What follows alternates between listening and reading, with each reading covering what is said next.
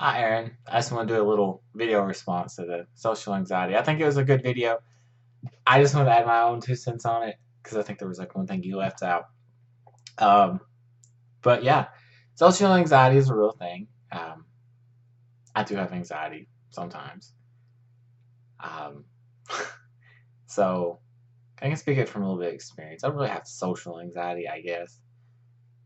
But I think one of the biggest keys to overcoming anxiety of any sort, whether it be social or you know, fear of vulnerability that, people won't accept you, is that where does your confidence come from? And I think that's the most important thing is why am I confident? Do I seek gratification from what other people say of me?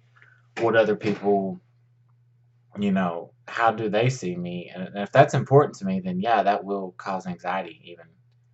And let me be clear, anxiety is there's I guess two different types. You have the one that is a normal that everybody has, and there's like chemical, clinical, medical anxiety too that needs medication. But excuse me. But yeah, it's all about affirmation. Who affirms you? Do other people affirm you, or do you seek your affirmation from something else? If you look for other people to affirm you, this is where anxiety really can fester. You have to have stronger power. And I think really, if your affirmation comes from God, then it helps with your anxiety. You will still be anxious. I mean, everybody wants to be accepted, but if I can delight in my Father and know that, you know, if I can see myself the way He sees me, which this side of heaven I'll never truly be able to do, and I'm not going to believe it every day, but if I know that's my confidence comes from the Lord, then what does it matter what other people think of me? And that's very delicate too because some people can take that as the hall pass. Like I see tattoos, like only God can judge me, and that's a very slippery slope to get into because it doesn't give you a hall pass to just do whatever. I mean, it's a relationship with God, and what does God want me to do, and what is my being created for?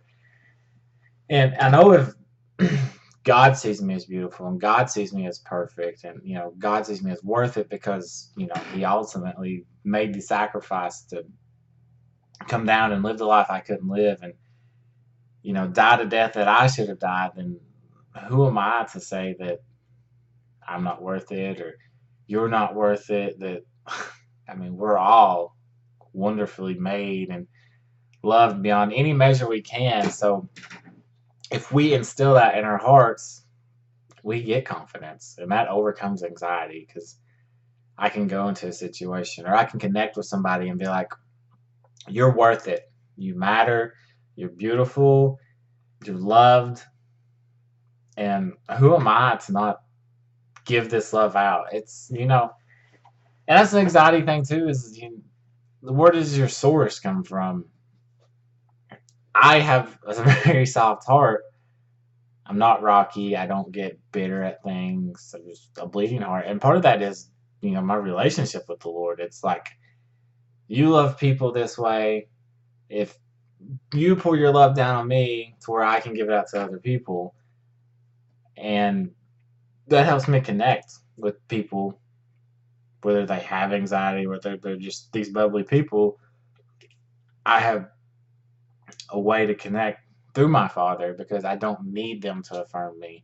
I don't need them to be like, hey, you're worth it. Even though they may be, we still will always get thoughts in our head that are going to be like, you don't matter, or they really don't like you, or they're just pretending that they're lies, but they still come.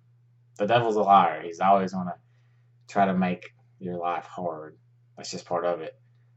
But the more times we cultivate a relationship with Christ and give him our burdens and our praise and then the closer we draw to him the less anxiety we'll feel and the more open we'll feel with each other because he called us to fellowship with one another. First John um, chapter 1, he talks about the Lord is light and in him there's no darkness at all.